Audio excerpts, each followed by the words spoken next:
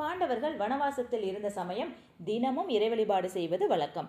ஆனால் பீமன் மட்டும் எப்பொழுதும் தாமதமாகவே பூஜையில் கலந்து கொள்வான். இதை கவனித்த தர்மர், நீ நல்ல பலசாலியாக இருக்கலாம், ஆனால் இப்படி பக்தி இல்லாமல் இருப்பது தவறு என்றார். ஒரு நாள் கிருஷ்ணரை விருந்துக்கு அழைத்தார் அர்ஜுனன். ஆனால் கிருஷ்ணர் வேலை இருப்பதாக சொல்லி வர மறுத்துவிட்டார். இதனால் அடுத்த நாள் பூஜையில் அனைவரும் முகவாட்டத்துடன் இருந்தனர். வழக்கம் போல் தாமதமாக வந்த பீமன் விஷயம் அறிந்து, நான் கிருஷ்ணரை அழைத்து வருகிறேன் என்றார். நான் கூப்பிட்டு வராதவர் நீ கூப்பிட்டு வருவாரா என கேட்டான் அர்ஜுனன். ஆனாலும் பீமன் சென்று தன் கதாயுதத்தை மேலே தூக்கி வீசி, கிருஷ்ணா, என்னுடைய பக்தி உண்மையானதாக இருந்தால் நீ விருந்துக்கு வர வேண்டும், இல்லை என்றால் இந்த கதாயுதம் என் மீது விழுந்து என் உயிரை விடுவேன் என்றார். அப்பொழுது கிருஷ்ணர் அவன் முன் தோன்றி கதாயுதத்தை பிடித்து அவனை காப்பாற்றினார்.